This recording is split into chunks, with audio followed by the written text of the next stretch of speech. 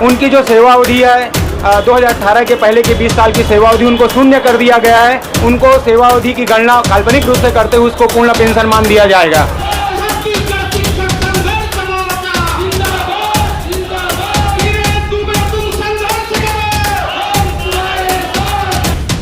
तो आप लोगों के इस मांगों की वजह से, इस धरने की वजह से सैकड़ों लाखों बच्चों की शिक्षा प्रभावित हो रही है। इसका जिम्मेदार कौन होगा? इसका जिम्मेदार हजारों रुपए की तनख्वाह पाने वाले शिक्षक फिर भी यहाँ पर बैठे हुए हैं। अब बैठने के बाद बच्चों की शिक्षा कितनी स्तर पर प्रभावित हो रही है, ये तो सोचने का विषय है। राजनांदगांव का कलेक्ट्रेट परिसर के सामने का जो ब्रिज का एरिया है वो एरिया धरना प्रदर्शन एरिया कहला चुका है। मैं आपको बता दूं कि अभी वर्तमान में मैं राजनांदगांव के कलेक्ट्रेट परिसर के सामने ही खड़ा हूं और मेरे पीछे आप जो तस्वीर देख पा रहे हैं, ये तस्वीरों में वो सारे जिम्मेदार लोग हैं जो शिक्षा को आगे लेकर के जाते हैं और आज यही जिम्मेदार लोग सड़क पर बैठ गए हैं। आखिरकार इनका सड़क पर बैठने का उद्देश्य क्या है, क्या इनकी मांगे हैं? इन लोगों का धरना प्रदर्शन शुरू हो चुका है। क्या कुछ मांगे हैं, उन मांगों को लेकर के क्या कुछ बात चलती है, क्या कुछ कहा जाता है और कितनी सूत्रों पर मांग होती है? बहरहाल आपको बता दें कि सैकड़ों की तादाद में ये शिक्षक, तमाम शिक्षक लोग बैठ चुके हैं और बैठने के बाद इनकी मांग पर हम प्रकाश डालेंगे, इस पर सवाल करेंगे। जी, आपका शुभ नाम बताइए। मैं गोपी वर्मा, जिला संचालक राजनांदगांव। आप लोग शिक्षा विभाग से हैं, टीचर हैं, हड़ताल पर बैठे हुए, धरने पर बैठे हैं, क्या कुछ मांग है? हमारी 5 सूत्री मांगे हैं। पूर्व भी छत्तीसगढ़ शासन के समक्ष हमारी जो मोर्चा है, विभिन्न माध्यमों से हमने अपनी बात उनके समक्ष रखी है। नहीं मानने पर आज प्रदेश के पूरे जिला मुख्यालय में हम लोगों ने 1 दिवसीय धरना प्रदर्शन और ज्ञापन का कार्यक्रम रखे हैं। आज माननीय जिलाधीश के महोदय से छत्तीसगढ़ शासन को हम लोग ज्ञापन सौंपेंगे। लगभग कितने की तादाद में आप शिक्षक यहाँ पर मौजूद हैं? लगभग राजनांदगांव जिले में 4000 की संख्या में शिक्षक एलबी संवर्ग कार्यरत हैं। उनमें से लगभग 95% शिक्षक जो है अवकाश पे है और यहाँ पर बहुत सारे शिक्षक आज धरना प्रदर्शन को प्रत्यक्ष रूप से और जो नहीं आए हो प्रत्यक्ष रूप से इस आंदोलन और धरना प्रदर्शन को समर्थन दे रहे हैं। आप लोगों की जो मांगे हैं, 5 सूत्री मांगे हैं, थोड़ा प्रकाश डालेंगे उस पर, क्या क्या है विस्तार से? हमारा जो पहला मांग है वो है कि छत्तीसगढ़ सरकार ने अपने मैनिफेस्टो में एक पंक्ति लिखी हुई है कि प्रदेश के जो कार्यरत सहायक शिक्षक हैं उनको मोदी की गारंटी के तहत अविलंब उनकी जो वेतन विसंगति है उसको दूर कर दिया जाएगा।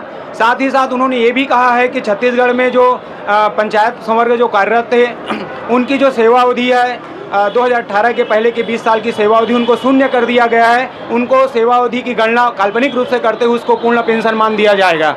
संघ का प्रमुख मांग ये भी है कि सेंट्रल गवर्नमेंट, भारत सरकार ने जो पेंशन की जो पात्रता है अधिकतम वो 20 वर्ष की सेवा है, जबकि छत्तीसगढ़ में 33 वर्ष है। संघ की मांग है उसको 33 के स्थान पे 20 साल किया जाए। छत्तीसगढ़ के एक हमारे साथी हैं सोना साहू, जिन्होंने हाई कोर्ट के डबल बेंच में एक केस जीती हुई है और हाई कोर्ट के डबल बेंच ने छत्तीसगढ़ शासन को निर्देशित किया है कि उनको क्रमोन्नत की गणना उनकी सेवा अवधि के आधार पे करके उनको एरियस राशि का भुगतान किया जाए। तो तमाम जो विषय है हमने सरकार के समक्ष रख दी है। आने वाले समय में अगर सरकार हमारी बातों को नहीं मानती है तो पूरा प्रदेश में उग्र आंदोलन किया जाएगा। हम राजनांदगांव से हमारा संगठन सरकार से अपेक्षा करती है कि हमारी मांगों पर उदारतापूर्वक निर्णय ले और जल्द हमारी मांगों को पूर्ण करे। मैं गोपी वर्मा। तमाम वो चीज़ें आप देख पा रहे होंगे, मैं फिर से आपको दिखाना चाहूँगा कि तस्वीरों में जो आप देख पा रहे हैं सैकड़ों की तादाद में वो शिक्षक लोग हैं जिनके ऊपर, जिनके सर पर जिम्मेदारी होती है शिक्षा स्तर को बढ़ाने की और बड़ी एक जिम्मेदारी होती है कि बच्चों की शिक्षा को दुरुस्त करने की।